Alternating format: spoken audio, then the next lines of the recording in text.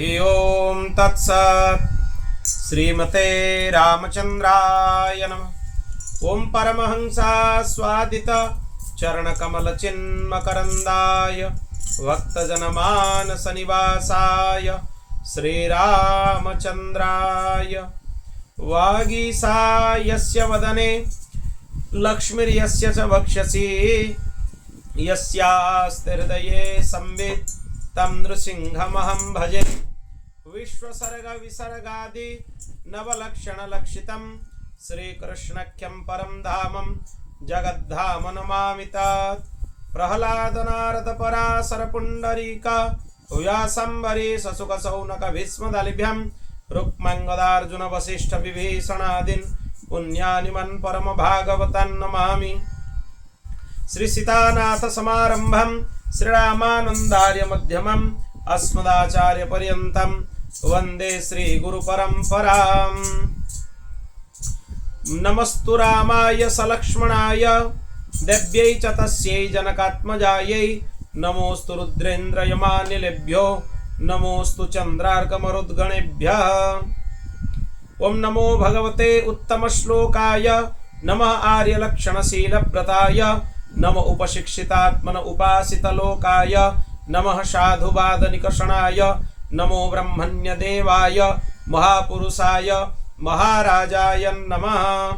जन्माद्यस्य यतन्वयादितरत श्चार्थे स्वभिज्ञः स्वराट् तेने ब्रह्महृदाय आदिकवये मुह्यन्ति यात् सूरयः तेजो वारिमृदं यथा विनिमयो यत्र त्रिसर्गो मृषा धाम्ना स्वेन सदा निरस्तकुहकं सत्यं परं धीमहि। नारायणं नमस्कृत्य नरं चैव नरोत्तमं देवीं सरस्वतीं व्यासं ततो जयमुदीरयेत्। श्रीराम जय राम जय जय राम। श्रीराम जय राम जय जय राम। श्रीराम जय राम जय जय राम। श्रीराम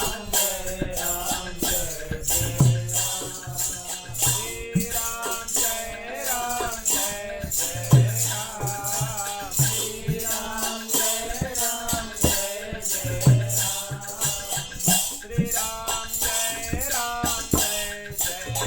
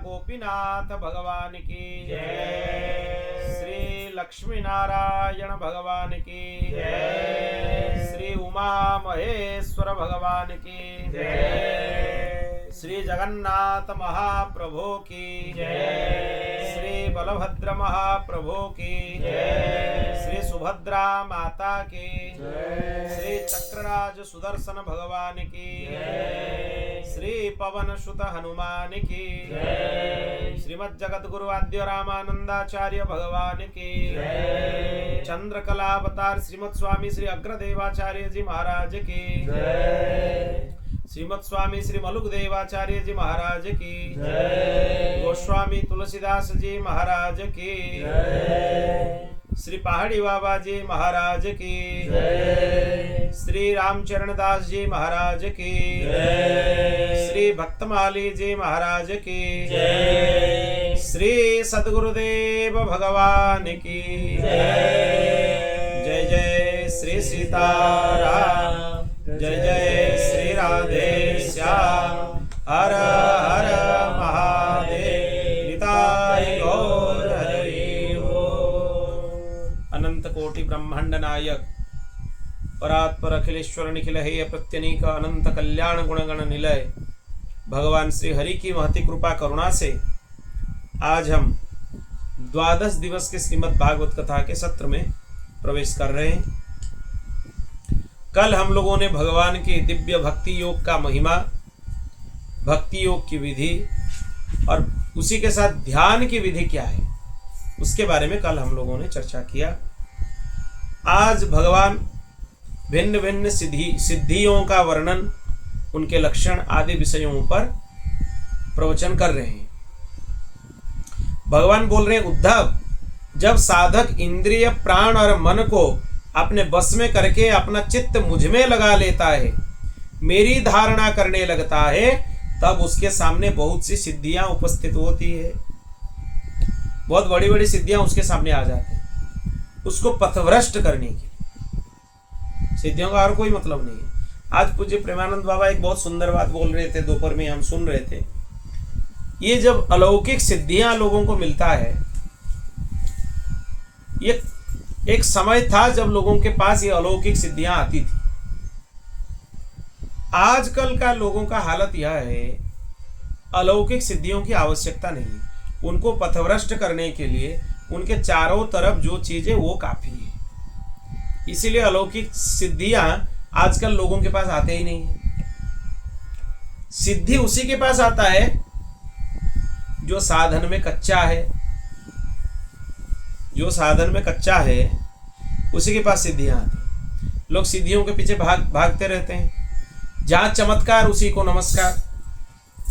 पर बात यह है, चमत्कार जिसके पास है वो साधक कच्चा है, उसके ऊपर तो दया करनी चाहिए। और लोग उसको जाकर और ज्यादा प्रोत्साहन दे देते हैं, चलो ये इतना चमत्कारी बाबा हैं, ये कर लेते हैं, वो कर लेते हैं, ये दिखा देते हैं, वो दिखा देते हैं। वो तो बेचारा फंस रहा है, उसके साथ लोग उसको और प्रोत्साहन दे देते हैं, चलो इसको और डुबाओ, नीचे गिराओ इसको। ये सिद्धियां फंसाने वाली होती, इससे लोग फंसते हैं। अलौकिक सिद्धियां भगवत प्राप्ति करने वाले जीवों के लिए बाधक है।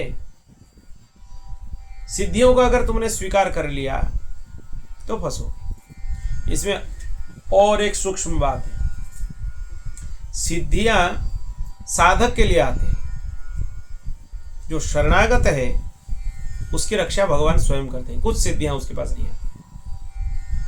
ये सिद्धियों का डर उन्हीं के लिए है जो साधक हैं, जो साधना स्वयं करते हैं। ये सोचते हैं कि हम कर रहे हैं, पर जो भगवान के शरणागत हैं, भक्त हैं, संपूर्ण शरणागत हैं, भगवान के ऊपर अपने बागडोर छोड़ दिए, भगवान उनके पास कोई सिद्धियां नहीं लाएंगे, उनको भटकाएंगे ही नहीं। अगर वो भटकेगा भी, भगवान उसके साथ ऐसे लीला करेंगे कि जीवन भर वो काम वो फिर नहीं करेगा, अपमान करा देंगे दूसरों के सामने। ऐसे परिस्थिति भगवान उसके सामने उपस्थित कर देंगे कि उसके द्वारा वो गलती दोबारा नहीं होगी, क्योंकि भगवान उसके रक्षक हैं। शरणागत जीव के रक्षक भगवान हैं, फिर भगवान उसको फंसाएंगे क्यों? जो शरणागत नहीं है ये उन लोगों के लिए, जो भगवत शरणागत हैं, सब कुछ भगवान के हाथ में सौंप दिए, उनके लिए क्या सिद्धि? कुछ नहीं, कहीं फंसेंगे नहीं वो, क्योंकि उनके रक्षक स्वयं भगवान ही है। भगवान ही उनको सिद्धियों से बचाते हैं, यह सोचना चाहिए। उद्धव जी जानने के लिए चाहे कि भगवान क्या क्या सिद्धियां हैं उसके बारे में थोड़ा बताइए। भगवान बोलते हैं, उद्धव 18 प्रकार की सिद्धियां बतलाई गई है, इनके बारे में भी पता होना चाहिए क्या क्या है। 8 सिद्धियां प्रधान हैं, दूसरे न्यून हैं।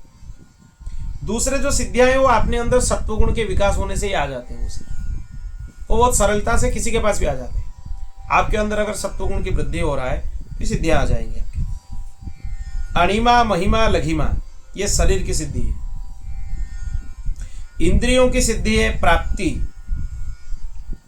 लौकिक और पारलौकिक पदार्थों की इच्छा अनुसार अनुभव करने वाली जो सिद्धि है उसको प्राकाम्य सिद्धि बोलते हैं।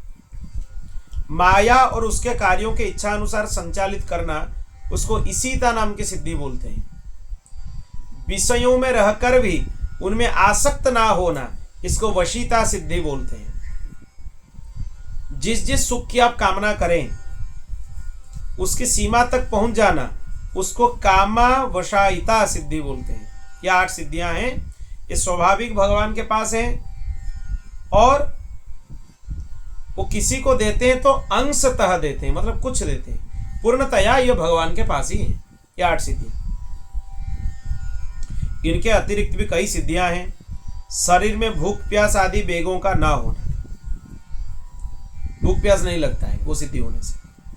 बहुत दूर की वस्तु को यहां से देख लेना, बहुत दूर की बात सुन लेना, मन के साथ ही शरीर का उस स्थान पर पहुंच जाना। आप मन से अभी कहीं पहुंच गए, आपके शरीर भी वहां पहुंच जाएगा, वो भी सिद्धि है। ये छोटा मोटा सिद्धि नहीं है। जो इच्छा हो वही रूप बना लेना। अभी चाहोगे पशु बन जाओगे, अभी चाहोगे मनुष्य बन जाओगे, अभी चाहोगे देवता बन जाओगे, जो रूप चाहिए वो बन जाओगे। दूसरे के शरीर में प्रवेश करना, जब इच्छा हो तभी शरीर छोड़ना, अप्सराओं के साथ होने वाली देव क्रीड़ा का दर्शन करना, संकल्प की सिद्धि, और सब जगह किसी के द्वारा आज्ञा पालन करवा लेना। ये 10 सिद्धियां जिसके अंदर सत्वगुण की विकास होते हैं, लगभग उसके अंदर ये आ ही जाती है। भूत भविष्य और वर्तमान की बात जान लेना, शीत उष्ण सुख दुख राग द्वेषादि द्वंद्व के बस में ना रहना, दूसरे के मन की बात जान लेना, अग्नि सूर्य जल विष आदि की शक्ति को स्तंभित कर देना और किसी से भी पराजित ना होना। ये 5 सिद्धियां योगियों को प्राप्त होता है। ये योग सिद्धि है। ये 5 योग धारणा करने से जो सिद्धियां प्राप्त होती है वो भगवान वर्णन कर लिए। अब धारणाओं में क्या धारणा करने से क्या सिद्धियां होती है भगवान उसका वर्णन कर रहे हैं। प्रिय उद्धव, पंचभूतों की सूक्ष्मतम मात्राएं ही मेरा शरीर है। भगवान का शरीर वही पंचभूतों की जो मात्राएं हैं उसी से बना हुआ है। जो साधक केवल भगवान की शरीर की उपासना करता है, अपने मन को उसमें लगा देता है, उसको अणिमा नाम की सिद्धि प्राप्त होते हैं। वो इतना छोटा हो जाता है पत्थर की चट्टान के अंदर भी प्रवेश कर लेता है, अणुता प्राप्त हो जाता है। महतत्व के रूप में भगवान ही प्रकाशित होते हैं। सत्व रज तम अहंकार ये सब महतत्व हैं। उस स्वरूप को उसी में तन्मय होकर जो भगवान की उपासना करे उसे महिमा नाम की सिद्धियां प्राप्त होती हैं। ये महिमा महत्ता प्राप्त होने की सिद्धि है। वायु आदि जो चारों तरफ फैला हुआ है वो भगवान का ही स्वरूप है। उसमें मन लगाकर तदाकार वृत्ति से उपासना करने से लघिमा सिद्धि प्राप्त होती है। परमाणु के समान आप बन जाएंगे उसमें। जो सात्विक अहंकार को भगवान का स्वरूप समझ के उसको चित्त में धारण करता है उसको प्राप्ति नाम की सिद्धियां प्राप्त होती हैं। ये सिद्धियां क्या है पहले भगवान बता चुके हैं। इसमें क्या होता है उसमें क्या होता है, अभी प्राप्त होने के विधान बता रहे हैं भगवान। जो पुरुष महतत्व अभिमानी सूक्ष्म तत्व में अपना चित्त को स्थिर कर लेता है उसको प्राकाम्य नाम की सिद्धियां प्राप्त होते हैं। जो त्रिगुणमयी माया के स्वामी भगवान के विश्वरूप की धारणा करता है उसको ईशित्व सिद्धि प्राप्त होता है। वो अपने इच्छा अनुसार कोई भी शरीर धारण कर सकता है। जो योगी मेरे नारायण स्वरूप में तुरीय और भगवान कहते हुए अपने मन को लगा देता है उसको वशीता नाम की सिद्धियां प्राप्त होती है। निर्गुण में भगवान ही है। जो अपना मन निर्मल करके वो ब्रह्म स्वरूप में अपने मन को स्थिर कर लेता है उसको काम वसायिता नाम की सिद्धि प्राप्त होती है। भगवान का जो स्वरूप श्वेत द्वीप के स्वामी हैं उनको उपासना करने से भूख प्यास जन्म मृत्यु शोक मोह इन 6 उर्मियों से मुक्त हो जाते हैं जीव। भगवान समष्टि प्राण स्वरूप आकाशात्मा है। इस स्वरूप के द्वारा अनाहत नाद का चिंतन करने से दूर श्रवण नाम की सिद्धियां प्राप्त होते हैं। दूर से आपको सुनाई देगा।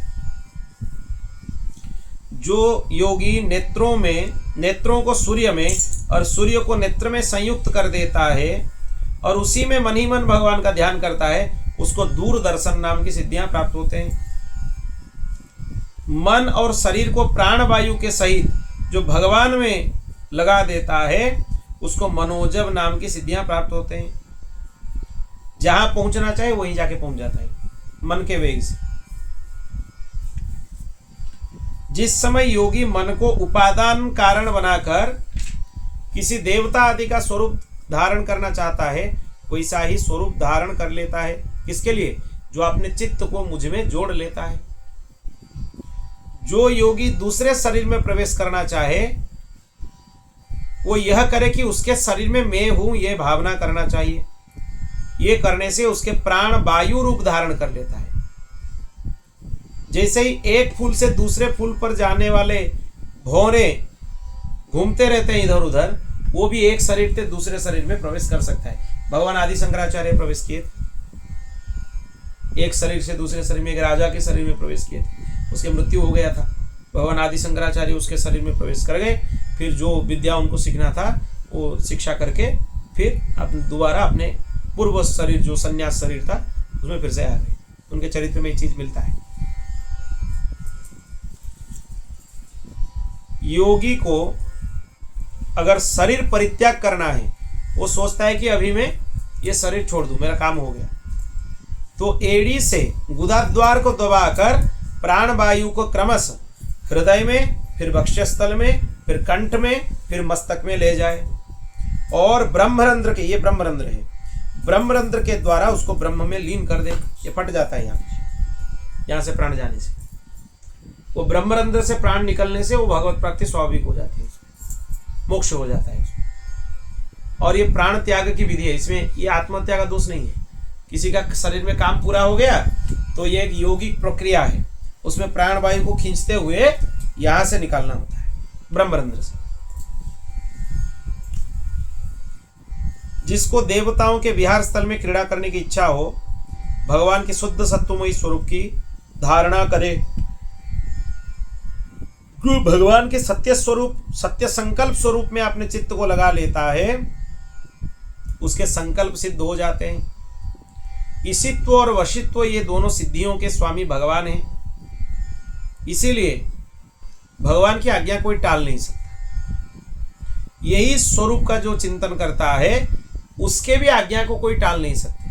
कुछ लोग होते हैं वो बोलेंगे, सामने वाला उनको मना नहीं कर सकता कि ये नहीं करेंगे। ये भी उनकी सिद्धियां हैं। जिस योगी का चित्त भगवान का धारणा करते करते उनके भक्ति के प्रभाव से शुद्ध हो गया है, वो जन्म मृत्यु आदि अदृष्ट विषयों को भी जान लेता है। उसकी मृत्यु कब होने वाला है, सामने वाले की मृत्यु कब होने वाला है, ये भी उसको पता चल जाता है। भूत भविष्य वर्तमान की सभी बातें उसे पता चल जाती है। जैसे जल के द्वारा जल में रहने वाले प्राणियों का नाश नहीं होता है, वैसे ही योगी अपना चित्त भगवान में लगाकर शिथिल कर देता है।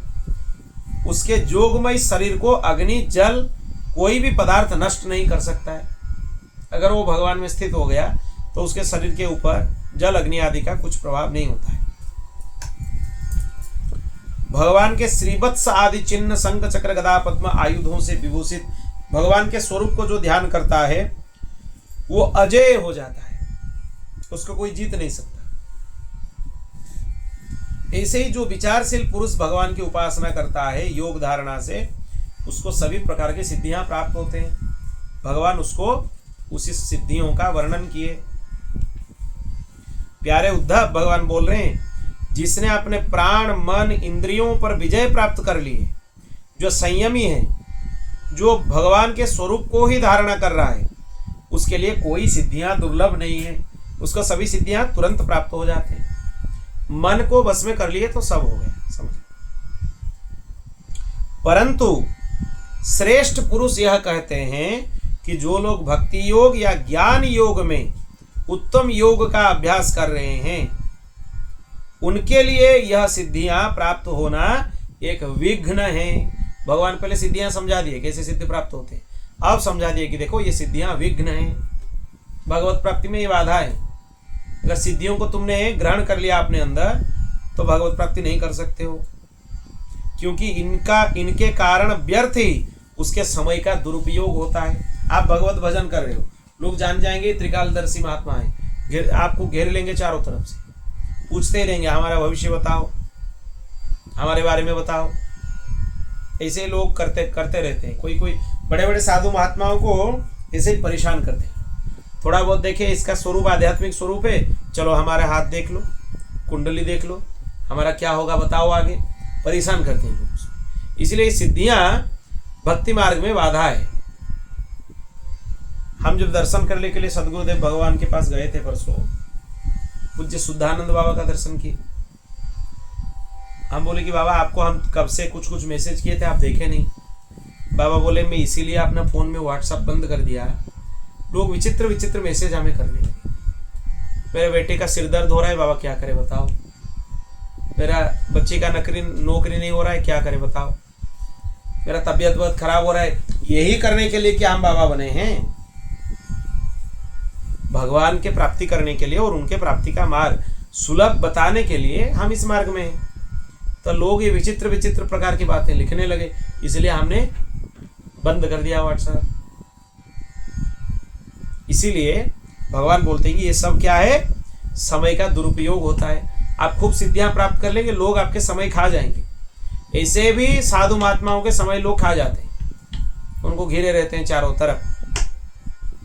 और फिर अगर सिद्धि अगर आपके पास है तो फिर आप मरे, आप भजन नहीं कर पाएंगे, आपके मन लगेगा ही नहीं। इतने लोग घिर के रहेंगे तो आप कैसे भजन करेंगे, कैसे भगवान में मन लगाएंगे? वो बाधा ही है, विघ्न ही है। जगत में जन्म, औषधि, तपस्या, मंत्रादि के द्वारा जितने भी सिद्धियां प्राप्त होते हैं वो सब योग के द्वारा मिल जाते हैं। और योग की अंतिम सीमा भगवान के सारूप्य, सालोक्य आदि की प्राप्ति के बिना भगवान में चित्त लगाए किसी भी साधन से प्राप्त नहीं हो सकता है। ब्रह्मवादियों ने बहुत से साधन बताए, योग बताए, सांख्य बताए, कर्म बताए, पर सभी सिद्धियों के स्वामी भगवान ही हैं। जैसे स्थूल पंचभूतों में बाहर भीतर सर्वत्र सूक्ष्म पंच महाभूत हैं और सूक्ष्म भूतों के अतिरिक्त स्थूल भूतों की कोई सत्ता नहीं है, वैसे ही दृष्टा रूप से भगवान सभी में स्थित हैं और बाहर दृश्य रूप में स्थित हैं। बाहर भीतर में कोई भेद नहीं है भगवान का, क्योंकि भगवान ही निरावरण है, अद्वितीय है और आत्मा है। इसलिए उनका बाहर भीतर का कोई भेद रहता ही नहीं है। भगवान सिद्धियों का वर्णन सुना दिए और बता भी दिए कि देखो ये सिद्धियों के तरफ, ये इसीलिए सुनाए भगवान कि ये सिद्धियां आपके पास आने लगे, दूर से उनको नमस्कार कर लो कि हमें ये सिद्धियां नहीं चाहिए, आपको जिसको चाहिए दे दो। भगवान को भी बताओ, आपको किसी को देना है, किसी को फंसाना है, खूब दे दो। काकभूषुंडी जी को भगवान खूब वरदान देने के लिए बोले, अरे कुछ मांग लो मुझसे वरदान। काकभूषुंडी जी बोले आप सुनो, आपने वरदान देकर आपने बहुत लोगों को फंसाया है, हमें नहीं फंसा सकते। हमें अगर देना चाहते हो तो अपने आप को दे दो, हमें वरदान नहीं चाहिए। आप जिसको वरदान देते हो फिर उससे दूर हो जाते हो।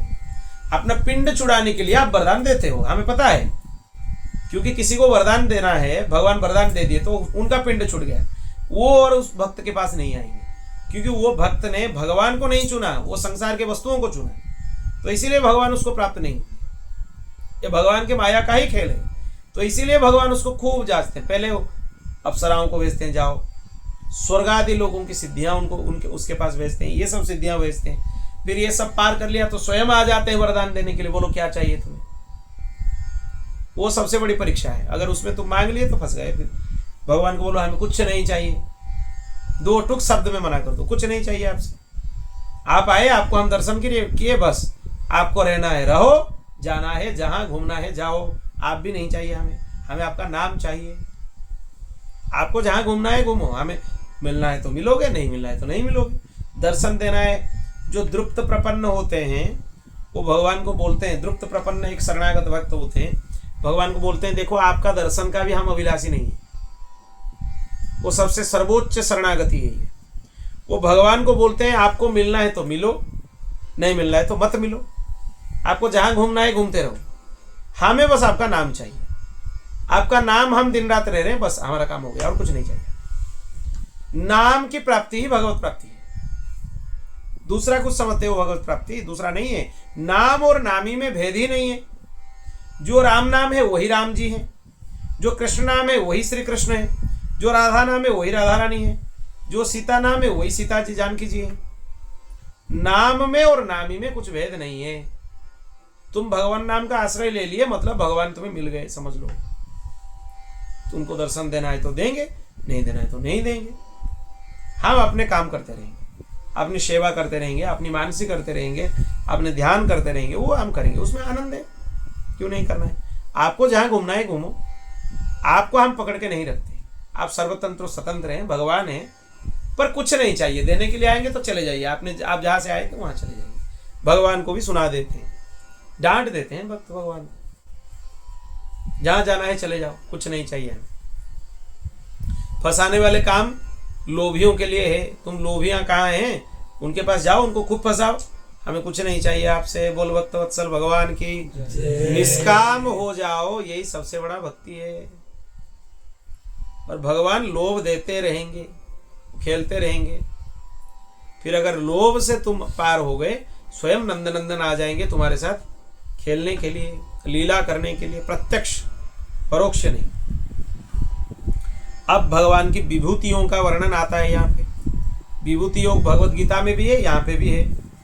उद्धव जी प्रश्न करते हैं आप स्वयं परम ब्रह्म हैं, ना आपका आदि है ना आपका अंत है, आप आवरण रहित हैं, अद्वितीय तत्व हैं, समस्त प्राणियों और पदार्थों की उत्पत्ति स्थिति रक्षा प्रलय के कारण हैं, आप ऊंचे नीचे सभी प्राणियों में स्थित हैं, परंतु जो आपने इंद्रियों को बस में नहीं किया है वो आपको जान नहीं सकता। जो इंद्रियों को बस में कर लेता है वही आपके तत्व को जान सकता है, उसको ब्रह्मवेत्ता पुरुष बोलते हैं। बड़े बड़े महर्षियां आपके भक्ति के साथ उपासना करके सिद्धियां प्राप्त कर लेते हैं। समस्त प्राणियों के जीवनदाता आप हैं, अंतरात्मा आप हैं। आप माया के प्रभाव से सभी के चित्त को मोहित कर लेते हैं, इसलिए क्या सत्य है क्या मिथ्या है उनको पता नहीं चलता है। रेगिस्तान के जैसे जहाँ पानी नहीं है वहाँ पता लगता है कि पानी है, और जहाँ पानी है वहाँ पता लगता है कि पानी नहीं है। ये गलतफहमियां होते हैं ना रेगिस्तान में, वैसे ही है संसार में। जहाँ कुछ नहीं है लोगों को लगता है वहाँ सब कुछ है, और जहाँ सब कुछ है वहाँ लगता है कुछ नहीं है। क्यों? आपके माया के प्रभाव से। आपके माया प्रचंड है। पर भगवान की माया कबीरदास जी के पास एक बार आई। कबीरदास जी भगवान के बहुत प्रिय भक्त थे, राम जी के भक्त हैं। माया जब आई उनको, फिर उनके सामने नृत्य करने लगी। अप्सराएं बोलते हैं नृत्य करने लगी। हाथ जोड़ के कबीरदास जी बोले, एक संबंध से अप्सराओं को बोले, आप हमारे माता जी हो, क्योंकि सभी स्त्री में मातृ स्वरूप हम दर्शन करते। दूसरे स्वरूप से आप मासी हो। क्यों मासी हो? क्योंकि भगवती महालक्ष्मी हमारी माता है। समुद्र मंथन से भगवती महालक्ष्मी उत्पन्न हुई है, उसके बाद अप्सराएं भी समुद्र मंथन से उत्पन्न हुई है, तो उस नाते से आप हमारे मासी जी बन गए, और एक नाता से आप माता हैं। तब माया उनको प्रणाम करके चली गई, सब अप्सराएं प्रणाम करके चली गई। आपको हम कुछ नहीं कर सकते, ना आपके ऊपर माया का प्रभाव हो सकता है ना कुछ हो सकता है। फिर भगवान श्री राम जी उनको प्रत्यक्ष दर्शन दिए। दर्शन देकर कबीरदास जी का नाम उच्चारण करने लगे। भगवान उनके नाम उच्चारण करने लगे। कबीरदास कबीरदास कबीर कबीर उच्चारण करने लगे। क्यों? क्योंकि कबीरा मन निर्मल भया, जैसे बहती नीर और जैसे गंगा नीर, पीछे पीछे हरि फिरे कहत कबीर कबीर। वो भगवान का नाम क्या जाप करेंगे, उनके पीछे भगवान उनके नाम जाप करते हुए घूम रहे थे, इतने प्रिय हो गए भगवान। फिर कबीरदास जी घूम के देखे मेरा नाम कौन उच्चारण कर रहा है, देखिए राम जी हैं। बोले आप मेरा नाम क्यों उच्चारण कर रहे हो, क्या मिलेगा मेरा नाम उच्चारण करके? कबीरा, भगवान को बोल रहे हैं कबीरदास जी, कबीरा कबीरा क्यों कहे जा जमुना के तीर, एक गोपी के प्रेम में बह गए कोटि कबीर। कबीरदास जी बोले भगवान, आप कबीर कबीर क्यों बोल रहे हो, मेरे पीछे क्यों घूम रहे हो? आपको जाना है तो जाओ, यमुना जी के तीर में जाओ, एक गोपी के प्रेम में मेरे जैसे करोड़ों कबीर बह जाएंगे, क्योंकि गोपियां प्रेम की ध्वजा हैं। ऐसे हैं सब भक्त, और भगवान भी भक्तवत्सल हैं। हे भगवान, आपके जितने भी विभूतियां हैं उनका वर्णन आप विस्तार से कीजिए। भगवान बोलने लगे, जब कुरुक्षेत्र में पांडव कौरवों का युद्ध हो रहा था, हमारे प्रिय मित्र अर्जुन यही प्रश्न हमें किए थे। भगवान यहां बता रहे हैं, अर्जुन के मन में यह धारणा हुई कि कुटुंबियों को मारना और सो भी राज्य के लिए, ये सब काम बहुत निंदनीय है। अपने कुटुंब को मारना, अपने परिवारजनों को मारना और उनके राज्य को छीन लेना, यह अच्छा नहीं है। साधारण पुरुष के समान वो सोच रहा था, मैं मारने वाला हूं और ये सब मरने वाला है। उसको पता नहीं था कि मैं ही स्वयं काल स्वरूप में इनको ग्रास करने वाला हूं। किनको? दुष्टों को, खाली कौरवों को नहीं। युद्ध में जितने मर गए सबको, 18 अक्षौहिणी सेना, एक अक्षौहिणी सेना में लाखों सैनिक होते हैं, एक आध नहीं, हजारों घोड़े होते हैं, हजारे हाथियां होते हैं, एक एक अक्षौहिणी सेना, सब मर गए। 10 जन बचे महाभारत युद्ध में, पांडवों के पक्ष से 7 जन और कौरवों के पक्ष से 3 जन। 7 कौन कौन है? पंच पांडव, श्री कृष्ण और श्री कृष्ण के सारथी सात्यकी जी, ये 7 पांडवों के पक्ष में। कौरवों के पक्ष में द्रोणाचार्य, कृपाचार्य, अश्वत्थामा और कृतवर्मा, ये 3 बच गए कौरवों के पक्ष में, बाकी सब मर गए। तब मैंने रणभूमि में अर्जुन को यह विषय समझाया था। क्या समझाया था? मैं समस्त प्राणियों के आत्मा हूं, हितैषी हूं, सुहृद हूं, ईश्वर हूं और उत्पत्ति स्थिति प्रलय का कारण भी मैं हूं। गतिशील पदार्थों में मैं गति हूं, अपने अधीन करने वाले में काल हूं। जितने भी गुणवान पदार्थ हैं उनमें स्वाभाविक गुण में ही हूं। गुणयुक्त वस्तुओं में क्रिया शक्ति प्रधान प्रथम कार्य सूत्रात्मा भगवान बोल रहे मैं ही हूं। और ज्ञान प्रधान प्रथम कार्य महतत्व में ही हूं।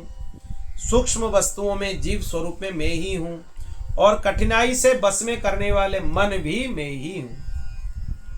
मैं वेदों के अभिव्यक्ति स्थान हिरण्यगर्भ हूं और मंत्रों में 3 मात्राएं अ उ म वाला ओंकार में ही हूं। मैं ओंकारों में अकार, छंदों में त्रिपदा गायत्री हूं। भगवान बोल रहे हैं गायत्री मंत्र में 3 पद होते हैं, एक एक पद में 8 अक्षर होते हैं, 24 अक्षर होते हैं गायत्री छंद में। तो गायत्री भगवान की ही विभूति है, पर गायत्री सबके लिए पठन योग्य नहीं है। जिनके उपनयन संस्कार हुआ है विधिवत, उनको गायत्री मंत्र गुरु जी से मिला है, वही उसके अधिकारी हैं। आजकल कहीं भी गायत्री मंत्र बजा लेते हैं, कोई भी जाप कर लेता है, कोई भी पाठ कर लेता है, वो अशास्त्रीय है, उससे गलत फल मिलता है। गायत्री जो अभिव्यक्त उसी के पास होती है जो उसमें अधिकृत है, विधिवत गुरु जी से दीक्षा लिया हुआ है गायत्री, नहीं तो वो फिर उल्टा फल देने लगेगा उसको। गायत्री मंत्र पौराणिक गायत्री सबके लिए है, सब कोई कर सकता है। मानस गायत्री सब हर कोई कर सकता है, ये सबके लिए है। भगवान बोल रहे समस्त देवताओं में मैं इंद्र हूं, 8 वसुओं में मैं अग्नि हूं, 12 आदित्यों में मैं विष्णु हूं और 11 रुद्रों में मैं नील लोहित नामक रुद्र हूं। मैं ब्रह्मर्षियों में भृगु हूं, राजाओं में मैं मनु हूं, देवर्षियों में मैं नारद हूं और गोमाताओं में मैं कामधेनु हूं। ये भगवान की विभूतियां हैं। किनके अंदर क्या है? मैं सिद्धेश्वरों में कपिल हूं, पक्षियों में मैं गरुड़ हूं, प्रजापतियों में मैं दक्ष प्रजापति हूं और पितरों में मैं अर्यमा हूं। ये पितरों के स्वामी है अर्यमा। दैत्यों में दैत्यराज प्रहलाद हूं, नक्षत्रों में चंद्रमा हूं, औषधियों में सोमरस हूं। ये सोमरस एक लता होती है, उससे निकलता है। ये सोमरस मतलब लोग मदिरा समझ लेते हैं, मदिरा नहीं है। ये सोमरस एक विशिष्ट वनस्पति का रस है जिसको यज्ञ में आहुतियों में उपयोग किया जाता है। सोमलता बोलते हैं हम उसको। यहां भी मिलता है वो वृक्ष, सोमलता। उड़िया में सुआलही बोलते हैं उसको। वो एक घास होता है विशिष्ट तरीके का, उसको निचोड़ने से उसके रस निकलते हैं और उससे बहुत सारे औषधियां बनता है। वो सोमरस है। मूर्ख लोग सोमरस को मदिरा समझ लेते हैं। यक्ष राक्षसों में मैं कुबेर हूं, मैं गजराजों में ऐरावत हूं, जल निवासियों में उनके प्रभु वरुण हूं, तपने और चमकने वाले पदार्थों में मैं सूर्य हूं, और मनुष्यों में मैं राजा हूं। राजा भगवान की विभूति है। मैं घोड़ाओं में उच्च श्रवा हूं, धातुओं में सुवर्णम हूं, दंडधारियों में यम हूं, और सर्पों में वासुकी हूं। यहाँ थोड़ा विस्तार से भगवान बताए हैं, गीता जी में थोड़ा कम बताए, यहाँ ज्यादा बताए। मैं नागराजों में शेष नाग हूं, सर्पों में वासुकी हूं, पर नागराजों में शेष नाग हूं, दोनों बताए। मतलब शेष नाग जिसमें भगवान शयन करते हैं वो भगवान ही है। सिंह और दाढ़ वाले प्राणियों में उनके राजा सिंह हूं, आश्रमों में सन्यास आश्रम हूं, और वर्णों में ब्राह्मण हूं। ये भगवान की विभूति है। चतुर्थाश्रमी सन्यासी भगवान की विभूति है, और वर्णों में ब्राह्मण भगवान की विभूति है। इसीलिए ब्राह्मणों के प्रति भगवत भाव से ही भक्ति करना चाहिए। गुरु जी कई बार ये चीज बताते हैं, भगवत भक्त की पहचान ये है, ब्राह्मणों में भक्ति हो, गोमाता के प्रति भक्ति हो, और संतों में भक्ति हो। उनको भगवत विभूति ही माने। कौन भ्रष्ट है ये निर्णय करने वाले तुम नहीं। वो अपने मार्ग से भ्रष्ट है, वो उसका काम है, उसके कर्मफल उसको मिलेगा। उसको ब्राह्मण मानकर अगर तुम सम्मान करोगे तो तुम्हारा फल तुम्हें मिलेगा, चाहे वो भ्रष्ट है क्यों ना हो। फिर भी अगर वो ब्राह्मण है, उसको तुम सम्मान करते हो तो उसका पुण्य तुम्हें मिलेगा। मैं तीर्थ और नदियों में गंगा हूं, जलाशयों में समुद्र हूं, अस्त्र शस्त्रों में धनुष हूं, और धनुर्धारियों में त्रिपुरारी शंकर हूं। वहां पर राम शस्त्र वृतावम गीता जी में बताए, यहाँ पर भगवान शंकर बताए। मतलब शंकर जी में, राम जी में, भगवान में कोई भेद नहीं। क्योंकि गीता जी में देखो बताए मैं शस्त्रधारियों में राम जी हूं, और यहाँ भगवान बताए मैं धनुर्धारियों में त्रिपुरारी शंकर हूं। त्रिपुरासुर के वध करने के लिए भगवान शंकर अपने सुंदर पिनाक धनु धारण किए थे। वही शिव धनु बाद में वो दे दिए थे परशुराम जी। वही धनुष फिर जनक जी के यहाँ परंपरा से आया हुआ था। त्रिपुरासुर वध करने के लिए भगवान धनुर्धारी हुए, और राम जी भी धनुर्धारी हैं। राम जी में और शिव जी में कोई भेद नहीं है, हरिहर में कोई भेद नहीं है। मैं निवास स्थानों में सुमेरु हूं, दुर्गम स्थानों में हिमालय हूं। हिमालय पर्वत भगवान की विभूति है। वनस्पतियों में पीपल हूं। पीपल को हर शनिवार पीपल वृक्ष का स्पर्श करना चाहिए, उनके परिक्रमा करना चाहिए, उसमें जलदान आदि करना चाहिए। पीपल में पीपल का पूजन करना चाहिए, पर शनिवार के दिन। पीपल भगवान की विभूति है। धान्यों में जौ हूं। जो जौ होता है, जब जिसको बोलते हैं, वो जब धान्यों में भगवान की विभूति है, उससे पूजन किया जाता है भगवान का, जब से, तिल से। मैं पुरोहितों में वशिष्ठ हूं, वेदताओं में बृहस्पति हूं, समस्त सेनापतियों में स्वामी कार्तिकेय हूं। कार्तिकेय जी भगवान की विभूति हैं, शिव जी भगवान की विभूति हैं। तो कार्तिकेय भगवान का, शिव जी का तुम पूजन करते हो, उनका उपासना करते हो, तो भगवान का ही कर रहे हो, ये समझ लेना चाहिए। पर सन्मार्ग प्रवर्तकों में मैं भगवान ब्रह्मा हूं। पंच महायज्ञ में ब्रह्म यज्ञ यानी स्वाध्याय यज्ञ हूं। ग्रंथों का अध्ययन करना भगवान की विभूति है। व्रतों में अहिंसा व्रत हूं। शुद्ध करने वाले पदार्थों में नित्य शुद्ध वायु, अग्नि, सूर्य, जल, वाणी एवं आत्मा में ही हूं। ये सब भगवान की विभूति है। वायु, अग्नि, सूर्य, जल, वाणी, आत्मा। 8 प्रकार के योगों में मैं मनोनिरोध रूप समाधि हूं। विजय के इच्छुकों में रहने वालों में मंत्र नीति बल मैं हूँ, कौशलों में आत्मा और अनात्मा विवेक रूप कौशल और ख्यातिवादियों में विकल्प भगवान बोलते हैं मैं ही हूँ। मैं स्त्रियों में मनुपत्नी शतरूपा हूँ, पुरुषों में स्वयंभु मनु हूँ, मुनीश्वर में नारायण और ब्रह्मचारियों में सनत कुमार मैं ही हूँ। मैं धर्मों में कर्म संन्यास हूँ और ऐषणात्रय के त्याग द्वारा संपूर्ण प्राणियों को अभयदान रूप सच्चा संन्यास हूँ। ऐषणात्रय क्या है? वित्तेषण, पुत्रेषण और लोकेषण, इनको ऐषणात्रय बोला जाता है। वित्तेषणा मतलब मन में धन की इच्छा हो उसको वित्तेषणा बोलते हैं, ऐषणा। और लोकेषणा सम्मान की कामना मन में हो उसको लोकेषणा बोला जाता है। और पुत्रेषणा मतलब पुत्र आदि की कामना हो उसको पुत्रेषणा बोला जाता है। ये ऐषणात्रय के त्याग होने से किसी को भी संन्यास का फल मिलता है। ये तीन में ही लोग फंस जाते हैं। अभय के साधनों में आत्मस्वरूप अनुसंधान भगवान ही है। अभिप्राय गोपन के साधनों में मधुर वचन भगवान है। मधुर वचन इसलिए बोलना चाहिए। मौन भी भगवान है। स्त्री पुरुष के जोड़ों में भगवान प्रजापति हैं। सदा सावधान रहकर जागने वाले संवत्सर स्वरूप काल भगवान ही हैं। ऋतुओं में वसंत हैं, महीनों में मार्गशीर्ष हैं और नक्षत्रों में अभिजीत नक्षत्र हैं और युगों में सत्य युग हैं। विवेकियों में महर्षि देवल और असित हैं। व्यासों में 28 व्यास हैं, व्यास एक नहीं है। हर एक चतुर्युगी में अलग अलग वेद व्यास होते हैं। व्यासों में श्री कृष्ण द्वैपायन व्यास भगवान के विभूति हैं और कवियों में मनस्वी शुक्राचार्य भगवान के विभूति हैं। शुक्राचार्य जी को निंदा नहीं करना चाहिए, उनका दैत्य गुरु हैं, इधर उधर नहीं बोलना चाहिए, वो भगवान के विभूति हैं शुक्राचार्य जी। सृष्टि की उत्पत्ति और लय, प्राणियों में जन्म मृत्यु तथा विद्या और अविद्या को जानने वाले विशिष्ट महापुरुषों में भगवान बोलते हैं मैं वासुदेव हूं। मेरी प्रेमी भक्तों में तुम उद्धव मेरे ही विभूति हो। त्वम तो भागवते स्वहम। उद्धव जी को भी भगवान बोले तुम मेरे विभूति हो, मेरे स्वरूप हो। किम पुरुषों में हनुमान मेरे विभूति है। विद्याधरों में सुदर्शन जी मेरे विभूति हैं।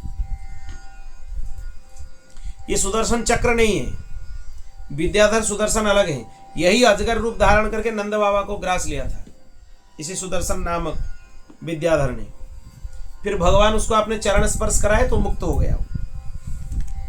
रत्नों में पद्मराग लाल जो होता है वो भगवान की विभूति है। सुंदर वस्तुओं में कमल की कली भगवान की विभूति है। तृणों में कुश भगवान की विभूति है और हविष्यों में गाय का घी भगवान की विभूति है। हविर्भाग है। घी कोई साधारण वस्तु नहीं है, वो भगवान की विभूति है। और भारतीय वेद लक्षणा देसी गाय का घी होना चाहिए। संकरी जीव जो होते हैं जर्सी आदि पशुओं का नहीं होना चाहिए, वो गोमाता नहीं है, पशु है। जो भारतीय वेद लक्षणा गोमाता है उन्हीं का घी होना चाहिए। में व्यापारियों में रहने वाले लक्ष्मी, छल कपट करने वालों में द्यूत क्रीड़ा, तितिक्षुओं की तितिक्षा। तितिक्षा मतलब क्या है? कष्ट सहिष्णुता, उसको तितिक्षा बोला जाता है, वो भगवान की विभूति है। और सात्विक पुरुषों में रहने वाला सत्वगुण भगवान की विभूति है। मैं बलवानों में उत्साह और पराक्रम हूँ। भगवत भक्तों में भक्ति युक्त निष्काम कर्म में ही हूँ। वैष्णवों की पूज्य वासुदेव, संकर्षण, प्रद्युम्न, अनिरुद्ध, नारायण, हयग्रीव, वाराह, नृसिंह, ब्रह्मा, इन 9 मूर्तियों में पहली श्रेष्ठ मूर्ति वासुदेव में ही हूँ। और गंधर्वों में विश्वावसु हूँ। अप्सराओं में ब्रह्मा जी के दरबार की अप्सरा पूर्वचित्ती हूँ। ब्रह्मा जी की दरबार की अप्सरा एक है पूर्वचित्ती, पुराणों में उसकी बहुत सारे चरित्र है। पर्वतों में स्थिरता है। पृथ्वी में शुद्ध अविकारी गंध है।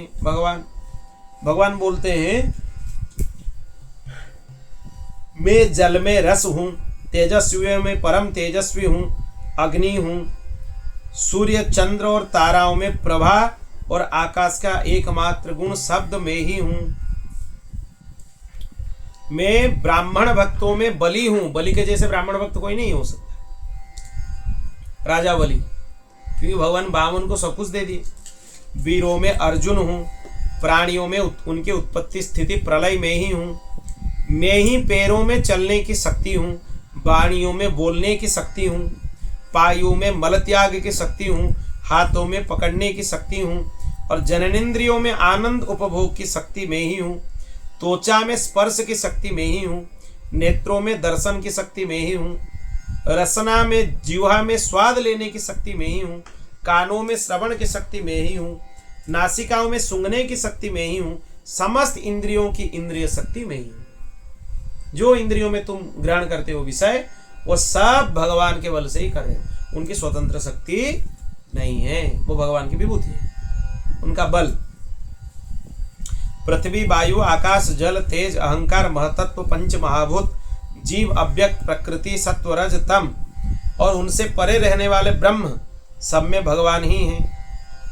ये सभी तत्वों में भगवान गिना दिए। यहाँ पर इतने विस्तार से विभूति बताए हैं, सब बता दिए, सब वही है। इन तत्वों की गणना लक्षणों के द्वारा उनका ज्ञान और तत्व ज्ञान रूप से उनका फल भी भगवान ही है। भगवान बोलते मैं ईश्वर हूं, मैं ही जीव हूं, मैं ही गुण हूं और मैं ही गुणी हूं, मैं ही सबका आत्मा हूं और मैं ही सब कुछ हूं, मेरे अतिरिक्त और कोई भी पदार्थ कहीं भी नहीं है।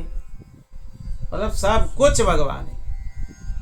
ये इसीलिए बताते हैं तुम्हारे धारणा सर्वत्र भगवतमय करते हुए सर्वत्र भगवत दर्शन करने लगो, क्योंकि सब कुछ भगवान ही है, उनके अलावा कुछ नहीं है। यदि मैं गिनने लगूं तो किसी समय परमाणुओं की गणना कोई कर सकता है, परंतु मेरी विभूतियों की गणना कोई नहीं कर सकता है। मतलब असंभव बता दी, परमाणु की गणना भी असंभव है, कोई गिन सकता है? भगवान बोले कदाचित उनको भी कोई गिन ले, पर हमारे विभूतियों की गणना नहीं हो सकता है, विस्तार है। क्योंकि जब मेरे रचे हुए कोटि कोटि ब्रह्मांडों की भी गणना नहीं हो सकती है, मेरी विभूतियों की गणना कैसे हो सकता है? भगवान करोड़ों ब्रह्मांडों की परिकल्पना की है, सृष्टि की है। हर एक ब्रह्मांड में, ये एक ब्रह्मांड है, हर एक ब्रह्मांड में एक एक ब्रह्मा है, सबके ब्रह्मा अलग हैं, सबके देवता अलग हैं।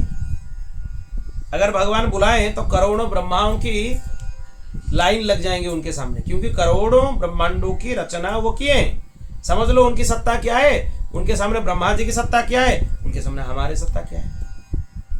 पर कितना अच्छा स्वभाव है भगवान के। देखो भक्त के पास अपने आप को बेच लेते हैं, पूरा समर्पित कर देते हैं भगवान। तो इसीलिए भगवान के चरणों में अपने आप को समर्पण करना चाहिए। ऐसा समझो कि जिसमें भी तेज, किसी भी मनुष्य में तेज, श्री, कीर्ति, ऐश्वर्य, लज्जा, त्याग, सौंदर्य, सौभाग्य, पराक्रम, तितिक्षा, विज्ञान आदि श्रेष्ठ गुण हो, वो मनुष्य भी मेरा ही अंश है, वो भी मेरी विभूति है, उसको समझो। उद्धव, मैंने तुम्हारे प्रश्न के अनुसार संक्षेप से आपने विभूतियों का वर्णन किया, ये विस्तार नहीं है, यह हमने संक्षेप से वर्णन किया। इनकी कल्पना करना भी असंभव है। इसीलिए तुम वाणी को स्वच्छंद भाषण से रोको, बेकार की बात मत करो, मन के संकल्प विकल्प को बंद करो। इसके लिए प्राणियों को बस में करो, इंद्रियों का दमन करो, बुद्धि को शांत करो, तब जन्म मृत्यु के चक्र से तो मुक्त हो जाओगे। जो साधक बुद्धि के द्वारा वाणी और मन को पूर्णतया बस में नहीं कर लेता है, उसके व्रत, तप, दान सब क्षीण हो जाते हैं। जैसे कच्चे घड़े में भरा हुआ जल है।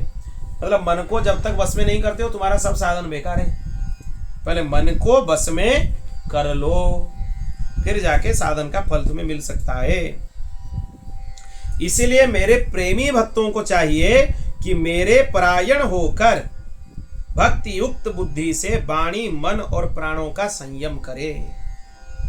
अंत में भगवान बता दिए, सब जगह मैं ही मैं हूं, सब मेरी विभूतियां हैं। मन को संयम करो, हर जगह लगा लो। जो ऐसा कर लेता है उसके लिए कुछ काम शेष नहीं रहता है, वो कृतकृत्य हो जाता है। सोच लो, सब भगवान है चारों तरफ, आनंद ही आनंद है।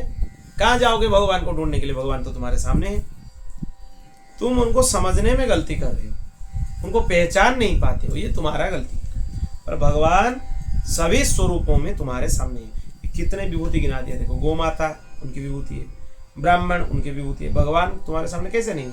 सूर्य उनके विभूति है, पर्वत उनके विभूति है, जल उनके विभूति है, अग्नि उनके विभूति है। तो बाकी क्या रहा फिर?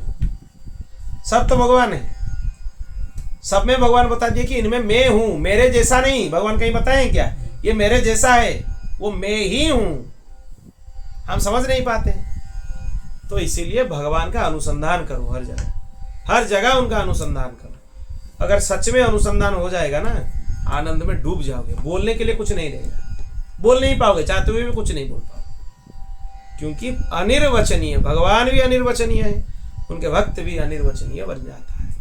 ये उनकी विभूतियों की महिमा है। फिर भगवान वर्णाश्रम धर्म की निरूपण करते हैं। ये वर्णाश्रम धर्म, ये थोड़ा विस्तार का प्रसंग है। इसका उपदेश, इसकी चर्चा हम कल करेंगे भगवत कृपा से, क्योंकि ये विस्तार का प्रसंग है। कल वर्णाश्रम, वानप्रस्थ, सन्यासी आदि के क्या क्या नियम होना चाहिए, वर्णाश्रम धर्म का पालन कैसे करना चाहिए, कल थोड़ा ज़्यादा देर कथा होगा उसमें ये सब विषय की चर्चा कल करेंगे। बोल भक्तवत्सल भगवान की। आज भगवान के विभूतियों का वर्णन सुने और भिन्न भिन्न सिद्धियों का भी वर्णन सुने। श्री कृष्ण गोविंद हरे